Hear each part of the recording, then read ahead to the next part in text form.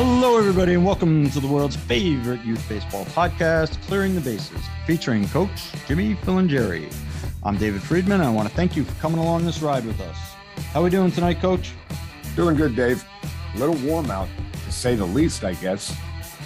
Yeah, we're melting here. We're up in semi-upstate New York, mid-90s, 90% humidity. Threats of thunder showers every day that most days don't come, so no relief. And sweltering is probably the adjective to use. Yeah, I've actually been praying for some thunderstorms. My pool is down about 3-4 inches of water. I need water bad. Poor baby. I know it's rough, and just like anything else, there's plenty of places worse off than us. At least we haven't hit triple digits here, but it feels like it. Yeah, I mean, but then again, look, it is that time of the year. I'll take this over the middle of January, anytime. Absolutely. So we wrapping up the summer season. One more tournament to go, which will be this coming weekend. We'll be down at Diamond Nation. And then, it's a wrap. And I mean, I don't know if you want me to give you a little rundown of how the season went. Yeah, let's go a couple of minutes. How many tournaments, how many regular season games did you do? You did a regular league also, not just tournaments, right? That's right. We did an 8-game schedule in a regular league. That didn't go bad. The boys played well. What I like about the league that we played in, and you're familiar with it, is that they have different levels. So there's what they term the D1, D2, D3, D4 levels. And we participated in a D2 level, and we played a couple of D1 teams, and the boys did well. They held their own. But our season is primarily, a tournament type season. So we've played this one coming up will be our 6th. We actually got rained out in our first one, so we'll have to make that up sooner or later.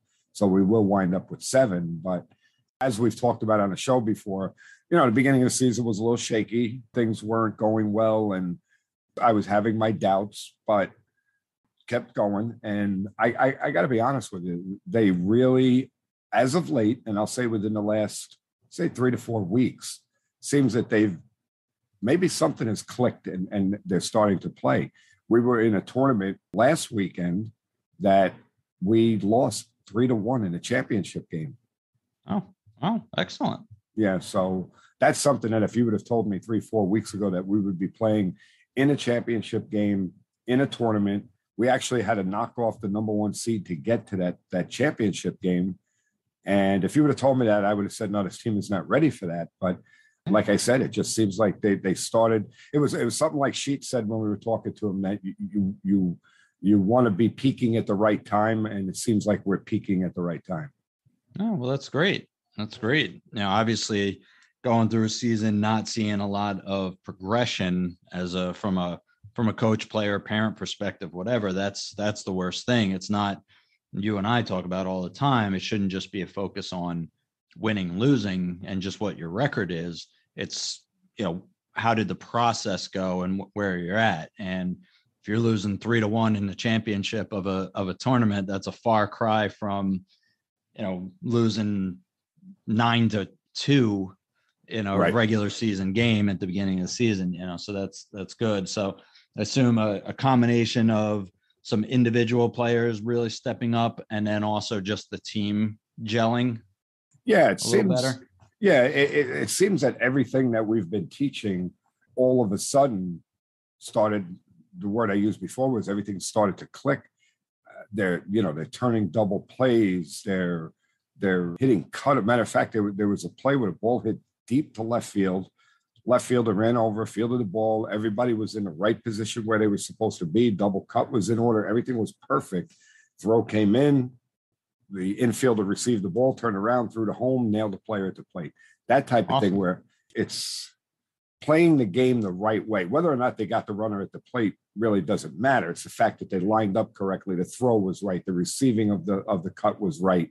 We turned, I don't even know, half a dozen double plays during that tournament, which we hadn't done all year. that type of Awesome. thing. The communication was better. The situational hitting was better. So many things. So, Oh, that's great. That's great. Cause all that stuff it's not just good for the player, good for good for that play, but a lot of those things, throwing somebody out at the plate, turning a double play, those are your momentum changers a lot yes, of times in games, where you start giving up a couple people on base and there's only no out, no outs or one out or something like that. All of a sudden you get a guy at the plate that just pumps everybody up so much, and it's so deflating for the other team. The third base coach starts to question himself of, oh God, I sent him. Should I have sent him? Oh my God, everybody's going to hate me now. And, the kid running home is doing self-doubt there as well. Like, I was sure I was going to be safe. And all of a sudden I was, so yeah, there's so many aspects of that come back to matter generally. sure. Yeah, absolutely. And another key thing was on Sunday, we had to play 3 games. We had to play 2 games and win them in order to get into that championship game. I only went through three pitchers. Each pitcher went the distance, and nobody threw more than 70 pitches. In the championship game, the kid that was pitching actually had 25 pitches after 3 innings, and 21 of them were strikes. Wow. Yeah. So that's awesome. Something has shifted. I can say that something has shifted. Right. And I take my hat off to the boys. They're working hard, and this is the benefit of their hard work. Yeah, the accumulation, everything coming together. That's great. Now you've got this final tournament. I know Diamond Nation is probably I guess Ripken. We went to Ripken down in Myrtle Beach. That was a different kind of experience. But as far as anything in the Northeast, Diamond Nation was my favorite place to go. As far as tournaments go, this is going back. I haven't been there in probably 6-7 years, but I know they have different levels of tournaments. So this tournament you're kind of ending the season with, is this one of the, is it a PBR? Is it, perfect game? Is it one of these higher ones, or is it just a regular weekly tournament? Yeah, no, it's just a regular weekly tournament. I was given the option when the tournaments were being scheduled, earlier in the season. Actually, I shouldn't even say earlier in the season. It was last fall, and the organization approached me and said, "Do you want to play in, this?" And I said, "You know what? Knowing this team, no, I don't think they're ready for it. Let's stay away from those higher level tournaments at Diamond Nation, and let's just play a regular tournament." And you know what? It was probably the smarter thing to do now that I look back on it, because they're playing well now. They seem to be gelling. Everything seems to be coming together. I think the worst thing for them would be to go up against a buzzsaw and, maybe deflate their confidence a bit. Right now, they're riding high. Yeah, you want them to be challenged, but you don't want them to get, to use one of your terms, get their brains bashed in, and and to end the season that way, especially. Exactly. That was something. Again, the last team that I had been involved with over the summer, they were pushing us to. Some of the parents really wanted these kids to go, do some real travel tournaments, and I knew what level we were at, and I was like, you don't understand. This is just there's nothing worse for a kid have a 4-hour ride home after getting mercied for the third time in 2 days, and just totally deflates it. So we did some local tournaments, and it's again, I'd rather be not, you want to play up a level, but not 6 levels. That's not doing anybody any good. Right. And I think you've heard me talk about, we have a team in our organization that actually is the opposite way. And this is something that kind of frustrates me a little bit, because I think the organization should step up and make sure that stuff like this doesn't happen. This team has been going around in these, again, we'll call them lesser tournaments, and they've been slaughtering everybody that they've been playing. So this past weekend, they were at Diamond Nation. They played in one of their regular weekly tournaments. And over the course of the tournament, they scored 59 runs. They only allowed 2. Their team batting average was .531. They had 54 RBIs and 11 home runs. Okay. So in one tournament, they had a good run, they had a good tournament. But this is a weekly occurrence with this team because they're not being challenged. They're not being put in tournaments where obviously they're a very talented team, but let's test them. Right. Yeah. When they come around to school ball next year, it's not going to be like that. Exactly. So you're not going to beat up on people like that. I mean, I can't imagine how many of those games were like you said, they were mercy ruled. Right. Well, with that type of run differential, it's probably almost every game. They probably went 4 innings a game. Right. Yeah. You know, and now, so, okay, and we weren't even planning on getting into this topic this week, but let's roll with it. So no, because this goes to another thing. If you're only getting 4 innings a game in, how many substitutions are you making? You're not making many unless because you don't have the opportunity, unless you're saying, all right, you didn't play this game, you're going to start the next game. And I'm not pointing any fingers at this particular team, but you and I both damn well know that's not what most teams do. No, definitely not. And, the other thing too, is that takes a lot of foresight to be able to say, okay, it's the first thing, we're going to handle this team very easily. Let me figure out how I'm going to do this to make sure I get everybody in, because this is only going to be a 4-inning game.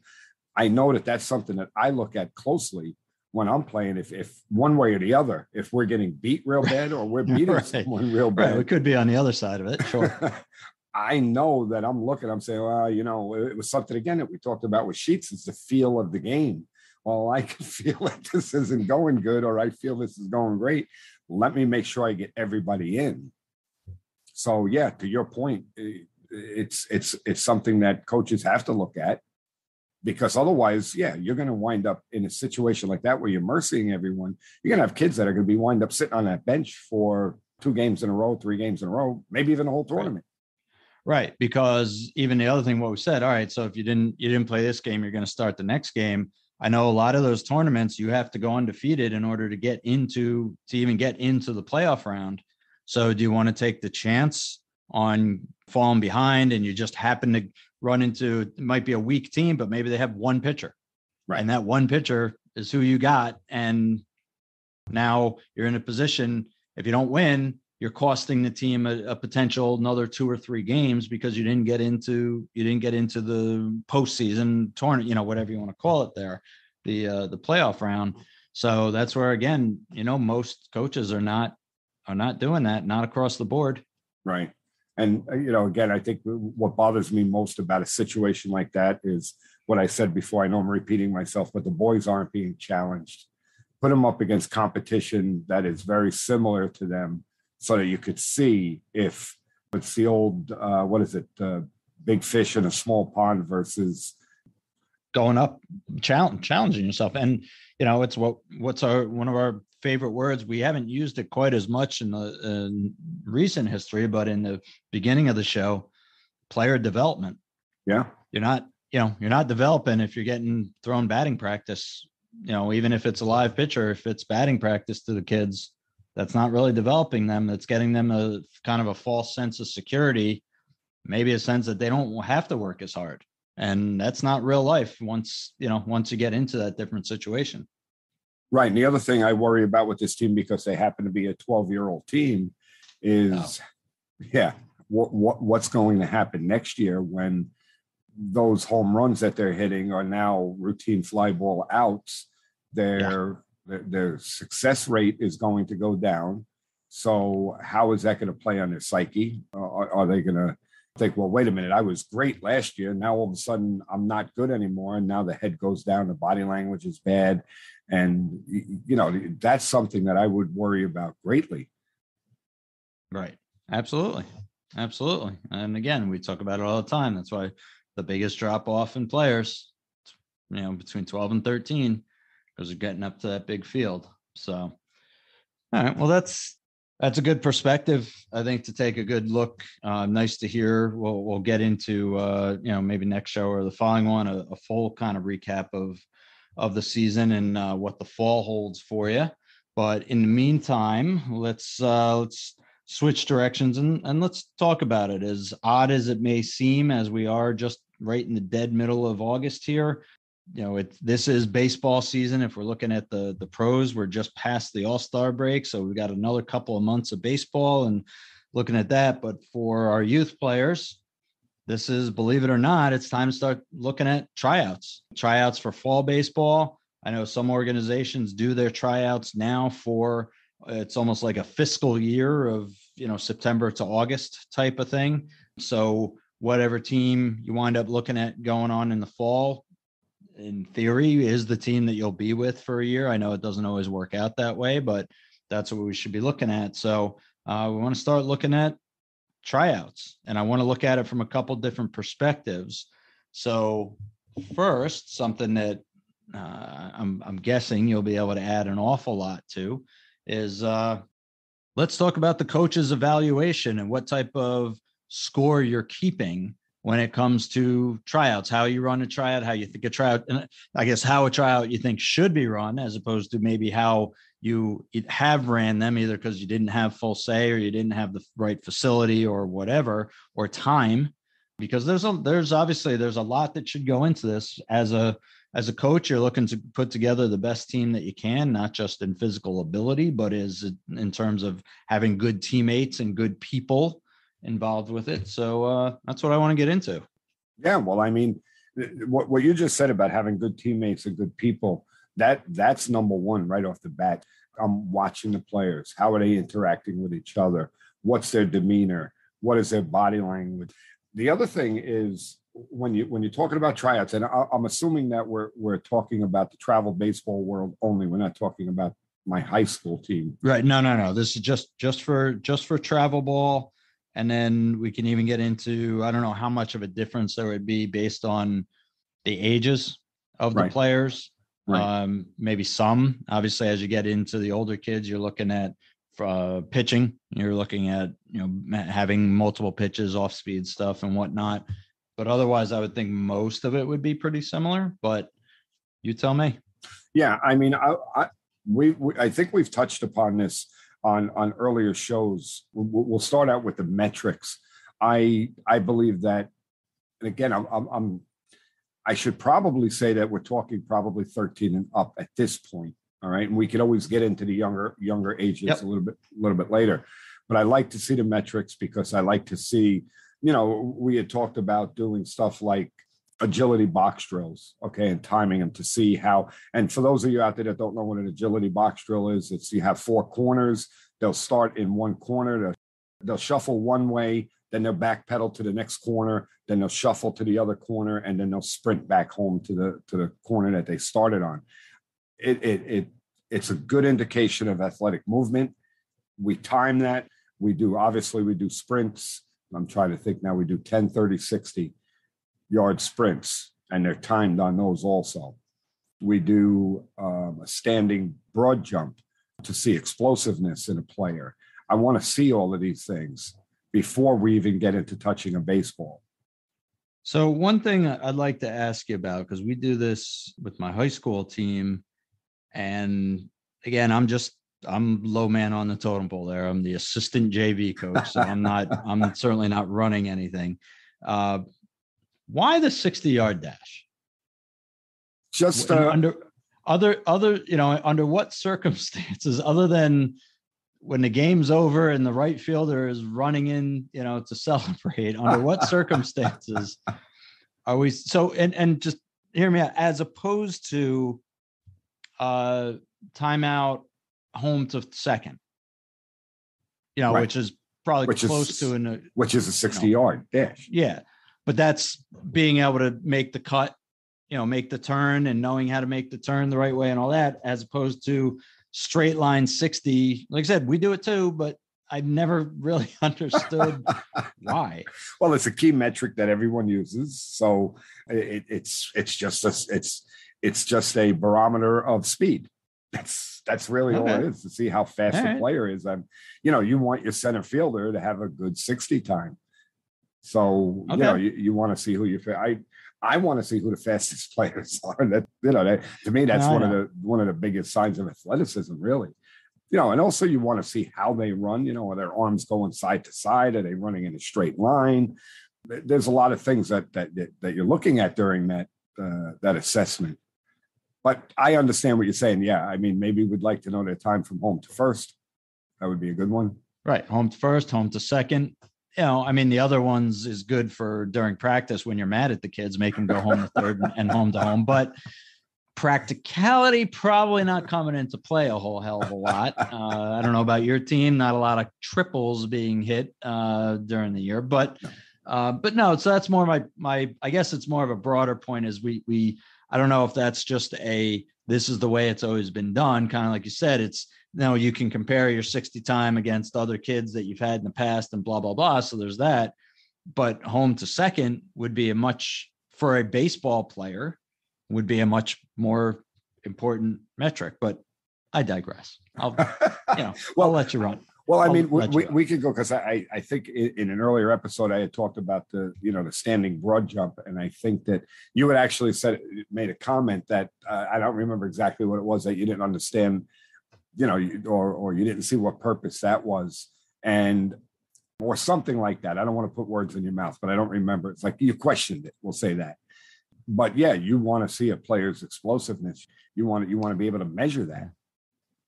No, I get that. That makes sense. I could even see doing like, think about like the football combine. They do the straight up jump. Obviously for baseball, that could come into play as well. You want your second baseman to have the ups so that he can catch those line drives going over his head. So no, I mean, stuff like that. I certainly understand. Something like a box drill. Great. You want to see the agility and even being able to kind of not switch directions, but switch kind of how the body's going, because that happens. Ball takes a bad bounce and it's got to go away, what have you. So that stuff makes sense. So you're talking about metrics. We're just talking about basic, not, the only obstacle in your way is yourself type of thing. It's, you're not going, we'll compare numbers player to player, but nobody's stopping you from going faster. It's as fast as you can go. So, right. Those types of metrics. So, and let's back up a little bit. What would you say would be an ideal? How many days do you need for tryouts? Ideally. Well, that's going to depend on the number of players you have. You try and do it in one day, but sometimes we'll hold a tryout on a certain day, get X amount of players, and then maybe you'll get guys that register after that tryout or couldn't make it. So you'll hold another one just for those players. But typically that second tryout is less players. All right. So you're generally doing it in one day, and you feel like, and I don't know, okay. So I would say you're probably more aware of other players than a lot of coaches. So you may already have a good feeling going into tryouts who you expect to like. Not saying that that's your decisions made, but you probably know when you're having an open tryout and you get players from around the area, you probably know most of them at the ages that you're doing, because you've seen them kind of come up through the ranks, right? So, right. So you sort of know what to expect. But if you were going in blind, you hadn't coached before, you're a first-time coach, is one day enough? Wow. So that depends on the experience of the coach, I would say. I know that I could pretty much look at players in one shot and get a pretty good assessment of what that player is capable of. But I've also been doing it for a very long time. If right. You're a new coach, you know what? You may want to see that kid twice, because you may, you may not be sure of yourself that what you're seeing is actually what you want. Let me put it that way. So maybe let's bring him back a second day so that we could get another look at him, so I could see if what I saw on day one is real. Right. I really think it depends on the coach. Okay. That's fair. So a newer coach, no experience with the kids either, not really knowing the kids, and everybody sort of coming in fresh. Maybe, a couple from if you've been a little league coach type of thing, maybe so a couple kids from there, but how many kids are you really going to know from the other towns? And some teams, obviously their radius for the tryouts, depending on how well they've been able to advertise and and whatnot. Certainly the radius might be larger than others where you have some kids traveling for an hour or more to get there. Obviously, you're not going to know all of them. You're not going to be familiar with going down to your Diamond Nations and Baseball Heavens and the big tournaments and that type of thing. So so you might need some more time. I would certainly expect that. I would think ideally I would probably want to do 2 days. I wouldn't necessarily want to do the metrics a second day. Maybe the second day is not as long of a tryout. I don't need as much time, but just to be able to see some basics and make sure both ways. You talked about was what you saw on day one real, and I want to see the other aspect of it. If somebody had a tough day, were they just having a tough day, and how do they come back? Did their attitude, did they do an attitude adjustment and they come back out and they're, all of a sudden they're good? But I would want to, to me, I want to see both. If they're showing good effort and attitude day one, can they do that 2 days in a row, or were they putting on a show for you?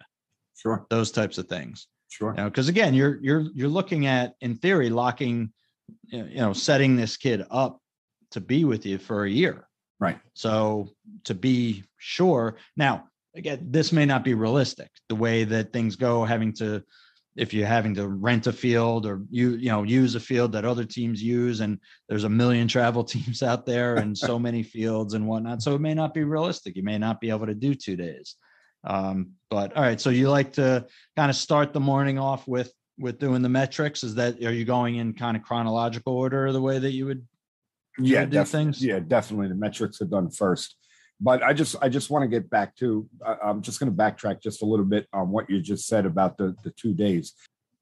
When you're doing a tryout, it's pretty evident right off the bat who the better players are. You could see it right away. They move differently. They move better. Okay. So you see that. So to your point, maybe for the second day, and this is a tough thing to do because you're almost tipping your hand by doing this, but maybe those bubble type players you may want to come back for a second tryout, because to me, those are the tougher decisions. Those, like I said, those better athletes, you see it right away, but you may be looking for, I don't know, let's say you're looking for, you need a right fielder on your team and nobody impressed you there, but there were a couple of kids, well, maybe they could do it, maybe they couldn't. Maybe you want to bring them back for a second day and let's see how they perform out there and bring them back for that further evaluation. Right. And that could get I guess that could be a little dangerous too. He's all right, the following players I want to see tomorrow or whatever. And ones that you don't call back, are they all thinking they got cut, or are they all thinking they automatically made it? I think you'd have to be a little bit careful with your wording on how you do that. Right. Or bring them all back again. Like I said, bring them all back again and just do specific drills of what you're looking for, as opposed to, the full slate of things. So, all right. So let's start off with, obviously having them warm up and all that stuff, and then doing the metrics, the running, the, half marathon or whatever you're going to do with these kids. And then, so we'll go through that. And then what would you go to next? What we'll do is we'll break off and put everybody at shortstop, and we'll check their arm strength from short to first. So put a radar gun on them. Every single kid goes through it. We want to see their arm strength. We also do the same thing in right field.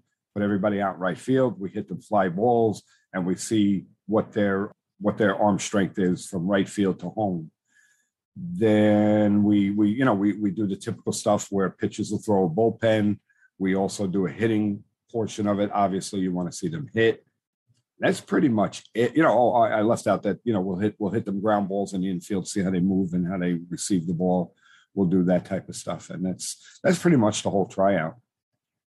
All right. So probably, to me, the hardest positions in those things to evaluate is pitchers and catchers. Yes. And especially catchers. Yep. Because, you can watch a catcher during a bullpen session, but, you hope if the pitchers are putting their best foot forward, and you don't always get that, obviously, in the game.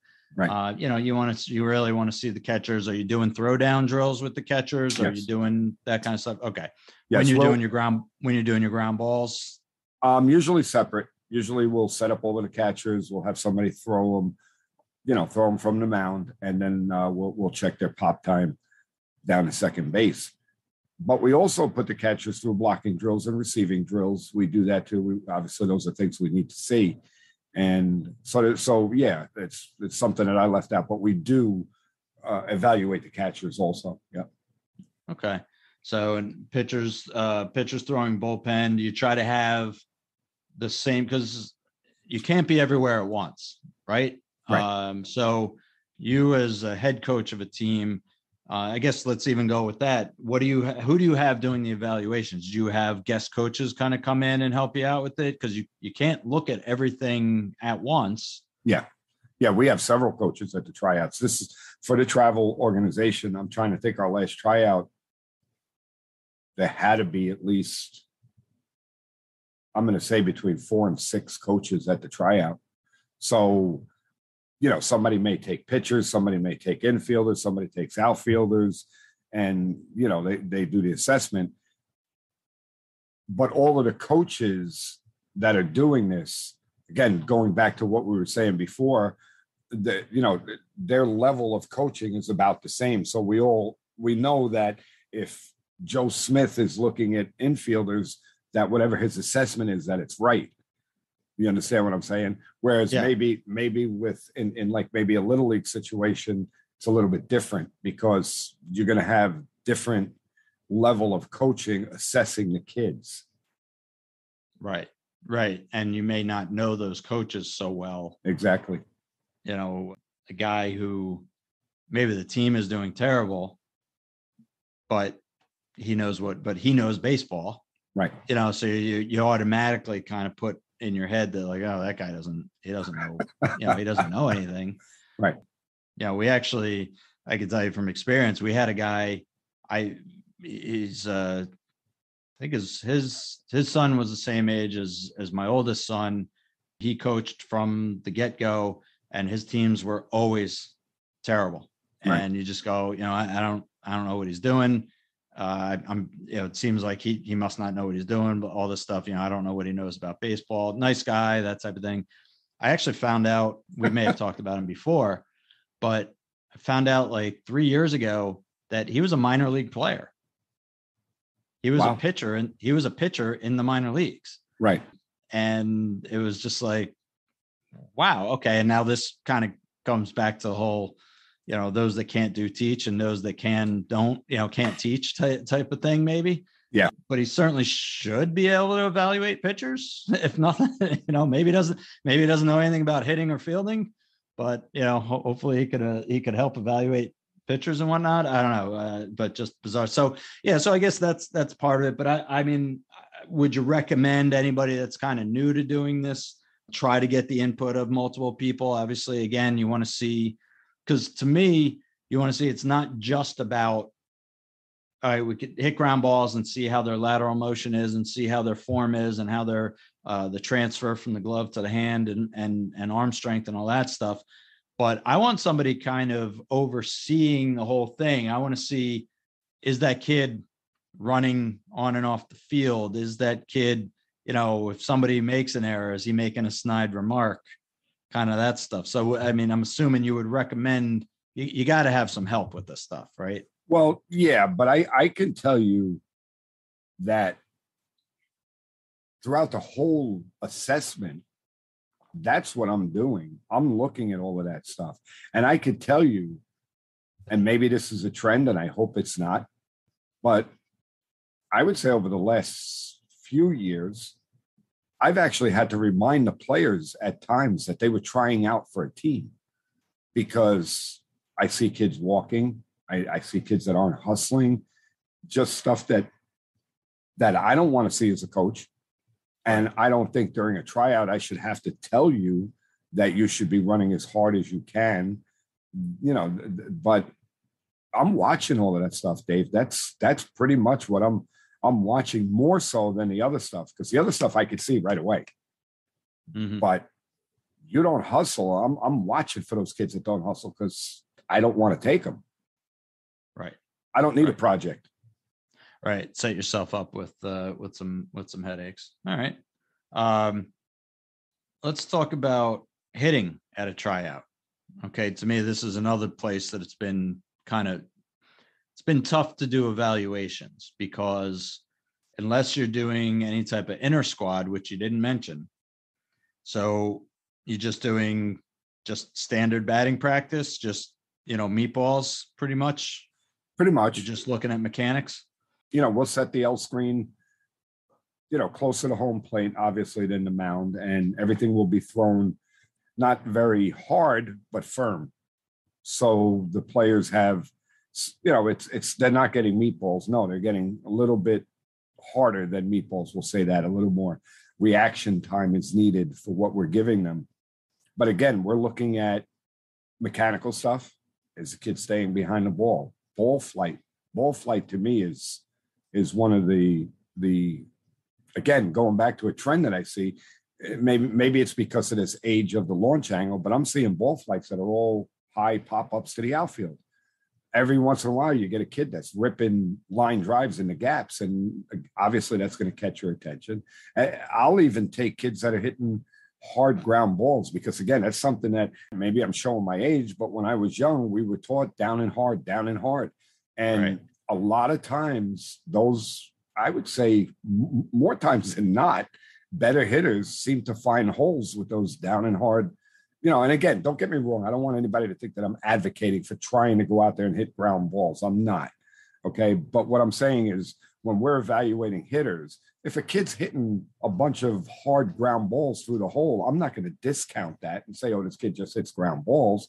I would take that before I'll take a kid that's hitting lazy fly balls to center field during his tryouts. I'm looking for, that's what I'm looking for. I'm looking for ball flight. I'm looking for mechanics. Is he staying behind? Is he loading a little earlier? Is that front foot getting down and then the hips exploding? Those are the things that I'm looking at.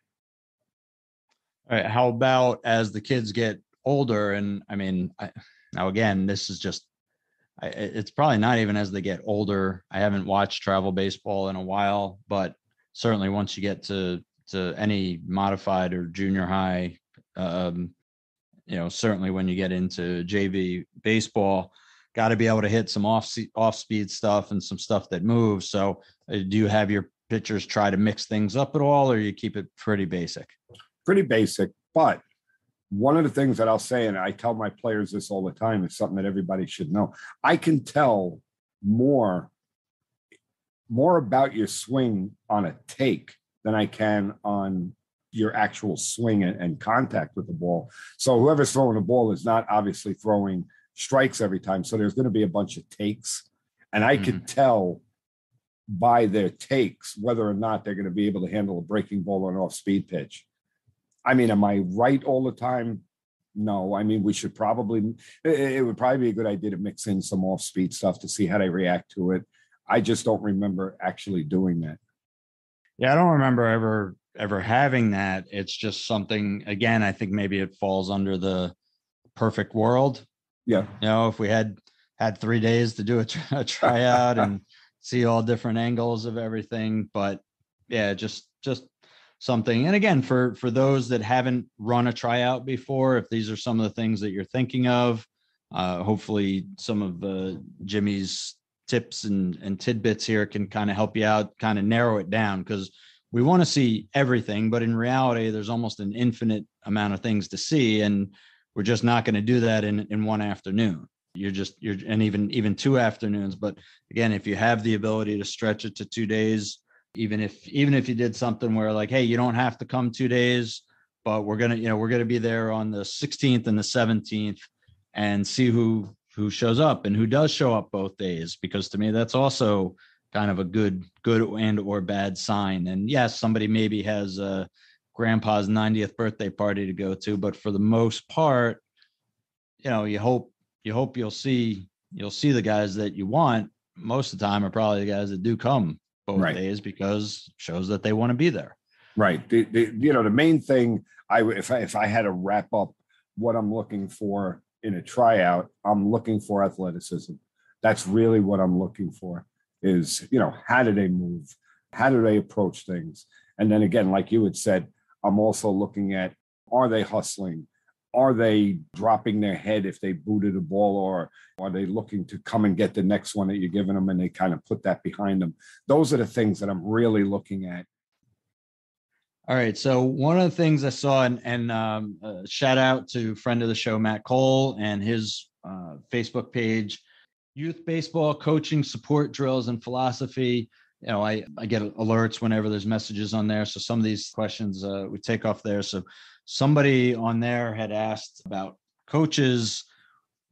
Do you do any evaluation of the players' parents from your tryouts? And I thought, now this could be an hour-long topic by itself, or it could be 30 seconds. But I thought it was a good question. Absolutely.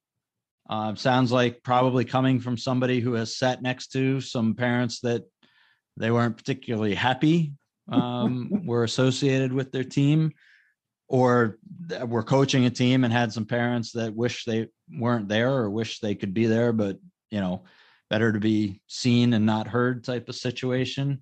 But has that factored in with anything that you've done from a tryout perspective?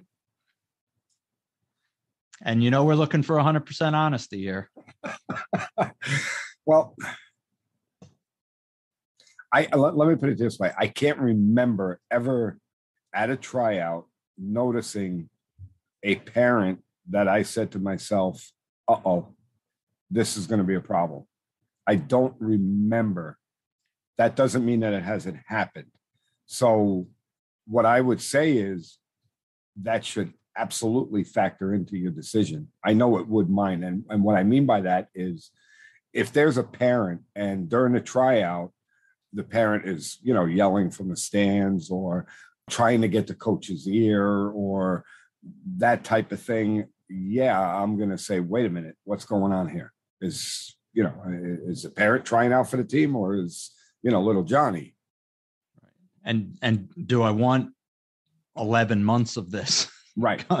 Dealing with this, because at some point it's going to boil over. Right. And I mean, let's face it, in the end, if you go beyond high school ball, there's no college recruiter that is going to take a player whose parent is a quote unquote pain in the ass. It's not going to happen. I wouldn't do it. There's just no reason for it. What parents have to understand at the younger ages, I get it. The parents are looking out for their kids. I get it. But once the players reach high school age, it's not about anything other than that player. That's it. He has to stand on his own 2 feet. He has to put in the work that he needs to put in to be able to be the best that he could be. So parents need to understand that, yeah, maybe you could try to influence a coach. You could try to influence a tryout so that maybe your kid makes the team and you're trying to help them. I get that. But you're hurting the kid because the coach is not stupid. The coach can see it. So, yeah, this is another case where I'm sort of in my mind, I'm thinking this is where it could help to have another set of kind of an extra set of eyes and ears around, maybe somebody just to, in this day and age, really just somebody to kind of keep an eye out, because where you're saying you don't recall running into that situation, it has to have happened. I mean, just the law of averages of what we know that parents do and how they act these days. You had to have had some of those. You just may have been so focused on what you were looking at that you weren't there, or you just didn't hear it. You weren't close enough to the person to even hear it. So that's almost where you would almost want to have a plant sitting in with the other parents, throw some middle-aged guy out there, some guy that's 40 years old out there, and just say, yeah, just kind of keep an eye out and give me a report back on, if there's anybody I need to avoid. Right. Because, a big part of the issues that we have as coaches isn't necessarily the parent yelling at the kids or the parent yelling at us as coaches. It's kind of getting being the kind of firing everybody up on the bench, not on the bench, in the stands, right? Maybe firing them up, not just everybody, let's go attack the coach, but interpersonal issues between a couple parents and stuff like that, because they're, maybe somebody says a comment about why is that kid playing? Well, that kid's parent is sitting right in front of you. I'll tell you why my kid's playing, and, just whatever. So, again, maybe a little far-fetched, but I think you have to admit, not a terrible idea to have somebody sort of that you could trust there, monitoring that. But I almost feel like in a tryout situation, the parents are going to be on their best behavior because maybe they realize that they're trying out also. I don't know. But I find it, what do they really have to complain about other than, ridiculous? Well, I mean, most of the stuff that they complain about are ridiculous things anyway. Right. But, but that's what I'm talking about, is maybe weeding some of that out, because you don't want to deal with it for 11 months or, I keep saying the for the year or 11 months, but let's face it, you're always hoping to grow a team that's going to grow together. So not just for the year, but for 2 years or 3 years or 4 years, or however it goes. And, my kids have been on teams where there's kids that haven't been asked back and I think it wasn't so much kids' ability or whatnot, but just don't want to deal with that. Other parents didn't want to deal with that parent. Right. So, I don't know. Again, I'm sure it's low on your totem pole of things that you're looking for. But it may be a piece, and maybe you have just had these darling angels in the stands there, but pretty sure I've heard a few stories otherwise. Well, again, to your point, what you just said, so everybody, and this just came up because the organization that I'm with now, when they put out their tryout announcement to all of the players, and I'm laughing because I just can't believe that this was said. Ask your coach if you should try out or not. Okay. So me as a coach, my players, obviously, and the parents, coach, what does this mean? Do we have to try out or don't we? So that puts me between a rock and a hard place. All right. I have player, 1, 2, 3, 4, and 5 that, yes, you're coming back to the team next year. I'm not worried about it. Yeah, no. You 5 guys don't have to try out. But the rest of you 10 guys, yeah, you have to try out. Now you just told everybody that you think that they're the better players and that they're not. All right. So what I did with my team is I said, no, everybody tries out. That's it. But now to your point, I already have that insider information on the parents. So now that everybody is trying out, if I know that a parent is a pain in the ass, now I have the option. Do I want to put up with this for another year, or do I just say no, thank you, and move on? So I could see it in that situation. But if you have, a whole bunch of new kids that are trying out and you're just going to, I don't know if you would really get a good indication if a parent was, unless the guy was a real nutcase or the woman was a nutcase, you're going to see that right off the bat. And then, yeah, of course, I'm not taking that kid, but it would have to be egregious. Right. Certainly. So, and there again comes in the advantage of having returning players, being an existing coach and keep trying to keep the team together, that type of thing, as opposed to the new persons coming in who may know 1 or 2 kids and that's it. And obviously 1 or 2 families and that's it. So just something else to think of. And just from the other angle of what you were saying, where, ask your coach if you need to try out or not, that could go, seems like that could go the other direction where you're saying, all right, these 5 guys, my starting shortstop, my starting catcher, my 3 best pitchers, I'm not worried. They're definitely coming back. Well, what about those? What about the 13th and 14th kid? That could be taken as, coach, do I have to try out? No, because there's no way in hell I'm taking you. They people could look at it that way also. Hopefully that doesn't happen too much, but all right. So I'm gonna read you something. that happened once this went out. It says in the message, it says coaches have the option to not have his current players attend the tryout. And now this is before I said to myself, this is a hornet's nest. I'm going to have everybody try out. This is one of my better players. He's a very good player. So he sends me a message. My parents received this and thought that I had to ask you if I should come. We are confused. So I said, you don't need to. I said, you don't need to try out. His response was, so I made the team or I'm not welcome back. Yeah. He didn't know. Yeah. And again, he's one of my better players. Right. So that's when I said, uh-oh. My point is, yes, they were confused. Yeah. They didn't know. So again, I made that decision that, wait a minute, I can't have, and then I told him later on, no, I want everybody at tryouts. Yeah, you can't. I agree with you. You shouldn't have disparate treatment like that. It's the same thing as can't expect this kid to hustle and that kid not to hustle. And no, nobody should have a guaranteed spot. Really. And I say that as a coach, me personally, I'm never looking to replace a player, but that player should not think that he doesn't have to earn his spot back. Not to the point that he's so nervous that he underperforms by any means, but they shouldn't get any type of complacency either. No, none whatsoever. I mean, you want them, they should be hungry. Perfect word. They should be hungry all the time. You want them to have that certain amount of doubt so that they keep pushing harder and harder. And I mean, I don't know if doubt is the right word, because I don't want my players to doubt themselves in any aspect. Right.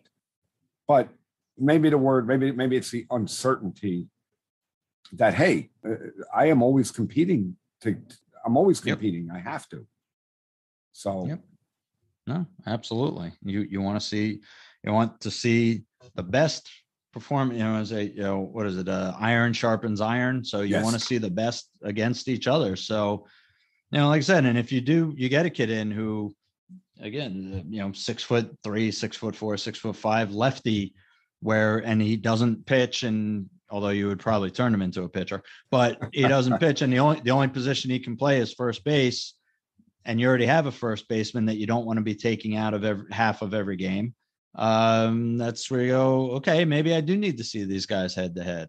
Yeah, I don't know. And, Ty should certainly go to the returning player, but, I know it's kind of a ridiculous situation, but just that general idea that we're talking about, that, you want to see, and you also want to turn up the heat on everybody that's at the tryouts, because if this kid has to try out, then geez, I better work my butt off and try out. Like, hopefully that's the mentality there. Right. So, plus you also, you're going to have new players that are trying out, and you want everybody to see that, hey, wow, that kid over there is good. I better step up. Yeah, that's what I'm saying. I'm being challenged. Right. All right. So last question that I want to get to is, again, a question that I saw posed online. And I encourage everybody to sign up with this Facebook page, Youth Baseball Coaching Support, Drills, and Philosophy. I know it doesn't exactly roll off the tongue, but that's what it is. I've found this to be, and I put out my 2 cents here and there, but I find some really interesting questions that get posed there, and it's nice to see, because what I find generally in most facets of life, if one person has a question, it's probably not an isolated incident, and quite a few people will have the same question, maybe just for whatever reason haven't asked it yet, or it kind of triggers something in our feeble memories of like, oh yeah, I did run into that and I forgot to ask about it, whatnot. So Facebook page, Youth Baseball Coaching Support, Drills, and Philosophy. So another question that was asked, as coaches, how would you feel about this? You have your tryout and whatever it is, 1 day, 2 days, what have you, but you have your tryouts are done. You extend out your invitation to players. Obviously this would be for a new player to come join the team. And the response back is really interested in joining the team. would it be okay if we came and watched a couple of practices before we commit? I love it. And that started a whole firestorm of, some people with just giving their, kind of cool, calm, collected opinions, and other people really get fired up about it in multiple directions. So I wanted to hear from you. How do you feel about that? I love it. I completely love it. I believe that is it. Well, let me put it to you this way. I believe that that's the prudent thing for a parent to do, is to go and check out how the coach runs his practice, how he interacts with his players before they commit to that team.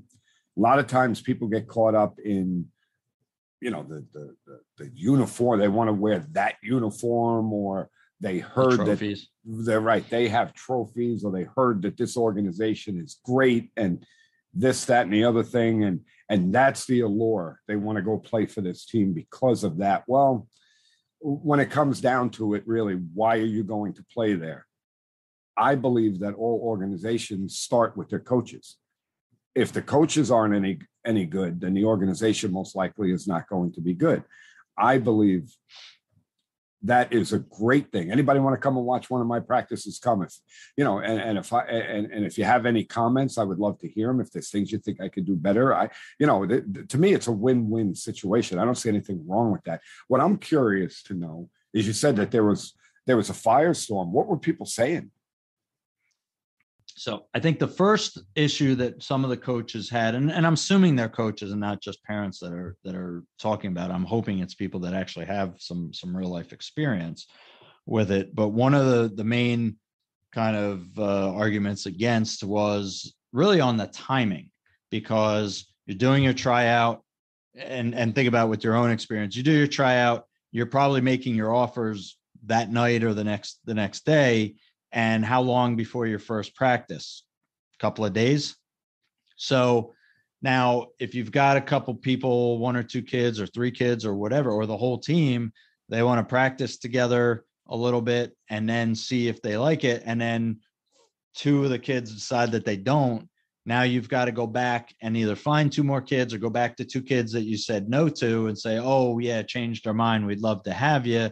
So I think, now, most of the people were not as diplomatic or eloquent as this, but to me, that boils down to timing. That if that's something that you're interested in, do it before the tryout. Now, again, is that possible with schedules and everything else?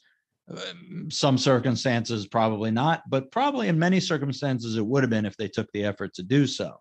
So that I could, and that to me is that's a legitimate gripe. Like, I need to make a decision tonight, because if you're not going to go on, there's a million travel teams out there. I don't want the next kid who maybe there wasn't a big difference between the 2 kids. I don't want to miss out on getting the next kid either. So I could see that. Yeah, I understand that also. So yeah, maybe the thing to do is, like you had just said, is if you're interested in trying out for a team or an organization or whatever it is, go reach out to the organization, reach out to the coach and say, hey, we're thinking about trying out for your organization or your particular team. Is it okay if I come and watch a practice? I know my answer would be like, sure, come on, bring as many kids as you want, come and watch. Right. It's only gonna fuel me to make sure that day I put on a really good practice. All right, kids. Right. Sorry, guys. We're going to work hard today. Yeah. You guys don't show up. I'm bringing in a whole nother team. So it looks like we know what we're doing. So I would say that's where that should take place, is prior to the tryout. Otherwise, why waste your time trying out? You may go to the practice and say, what the heck is this guy doing? I'm not playing there. Yeah, I think, like I said, I think a lot of it just boils down to the timing. If you got a player that thought they were playing for another team and all of a sudden the team dissolved, or they thought they were playing for another team and they were asked not to come back, or, whatever is the case. And now all of a sudden it's like, oh God, I got to find a team to get on. But maybe, you might be finding out about the tryout the day before that It's there. So it's, it's not possible. But in general, if your player is of a certain level that you know that there's going to be some demand there, and maybe you have to some degree your choice of teams to go on, which is probably more the case that the people that are interested in this. Yeah, that's something you should try to do your homework ahead of time, just like anything else. Homework should be done ahead of time, not afterwards. So that was the biggest, I think that was the biggest argument against. And then, of course, then when I say it got kind of heated, it wasn't necessarily the initial response. It was then other people responding to that response, and then the person coming back. And then just like anything else that's on Facebook or Twitter these days, it just got ridiculous. Right, because people started calling each other idiots and this and that, because God forbid somebody has an opinion different than yours. Yeah, I mean, one of the things, not word for word, but one of the answers was like, nope, don't need them. If they can't make a commitment right away, don't need them. And my gut reaction was like, that tells me you're hiding something. Yeah. Like, why wouldn't you want these people to come see? Now, again, if you explain it the way that we talked about it before, we're like, hey, I really want to take a look and see, because I want to see if it looks like my boy will mesh with the boys that you have there or whatever. And then, like I said, if the coach's response was, yeah, I really wish you had done that ahead of time, because I need to make a decision. And if the decisions, I need you, I and you need to make a decision. And if the decision's no, I need to be able to go to my next best option. Right. That's type of thing. With the number of teams that are around, I don't know if it's realistic to have the luxury, because you're not practicing every day at this point. So if they wanted to see 2 practices, what type of time frame are you looking at? Yeah, but I have to be honest with you. That example that you just gave, to me, sounded like that ugly word that we use all the time creeping in, is ego. Oh yeah. No, don't need you. Wait a minute. What if that kid is Division I shortstop, hitting bombs left and right? No, you're that good that you don't need him on your team. Right. That's a silly thing to say. I mean, if maybe worst case is you could ask a couple of your parents that are returning players, hey, listen, is it okay if I have Mr. Jones contact you about my practices? He's concerned, and we're not going to have it. Whatever, you get the idea. Yeah, references. Yeah. Sure. Talk to him. How does he run his practices? And, that's a good idea, and that's a much more level-headed response to that type of thing. And that's the other thing. Just like you said, what if this kid is the next Derek Jeter or whatever? Well, so. Or even better, Jimmy Rollins. But if I have to slip those in when I can. But you're going to allow that kid to do it, but not the kid that is coming on as your 9th best player. That's not right either. Exactly. Because then don't kid yourself. The parents don't talk. Right. So, all of a sudden, oh yeah, we came and checked them out. Really happy to see. What do you mean you checked them out? How did you check them out? We weren't offered to come and check them out. And so, yeah, I could, it's like most things, you can see both sides of it, but it certainly seems like, again, perfect world, there's much more advantage to allowing them to do it. And other than timing, if you're under the gun, if the downside is anything other than the timing thing, it probably is all ego of who are you to have to judge me and how I run my practices. Yeah. Oh, I'm only a person that's looking to cut a $3,000 or $4,000 check. Yeah. And, have my kid tied up for a year with a coach that, stinks or, allows the players to rag on each other or, not support each other. Cause that's the other thing we talk about, all the team, all the team building stuff, is the best player on the team a total jackass out there? Right. No, that's not the environment I want my kid on, regardless of what the situation is, however many trophies they're going to win or what have you. Sure. So, sure. And I mean, I know me as a coach, I would love the opportunity to show off one of my practices and show off my team and show off what I do. Nothing to hide. When you got nothing to hide, you're much more open to that thing. That's my first thought when somebody, the same thing I go through at work when I'm training somebody. If I want to kind of listen to them on the phone or see how they set up a file or whatever. If there's any type of pushback, I'm like, why not? Yeah. Are you afraid you didn't do it well, or whatever? Then you're not doing it. Then you're certainly not giving us your best. I mean, right. that's what it is. So I like that. So, all right. So I think that'll probably wrap up this week for the Clearing the Bases. I want to thank everybody for tuning in and listening. Please rate and review us online, whether it's Apple Podcasts or Spotify or however you found us. Share the show with friends and teammates and whatnot. We want to keep it growing. It's been doing great. Reach out to us on Twitter at the CTB Show. That's at the CTB Show on Twitter. Our email is clearingthebases@gmail.com. We will get back to you. We're always looking for interesting topics, interesting people. If you're interested in coming on and you think you have something interesting to add to our discussions, we'd be happy to entertain that idea. Otherwise, please remember the only two things that we have control over at all times are our effort and our attitude. Give us 100% effort, positive mental attitude, PMA. Great things will follow. Final thoughts on this week, Coach? Well, now that it is tryout time, and I think one of the key components of what we spoke about tonight was parents, do your homework. Do your homework. There's a million travel organizations out there. There are really good ones. There are ones that are not so good. Do your homework. Find out who you're trying out for and if it's really a good fit for you. I believe that that's probably the best advice that we could give.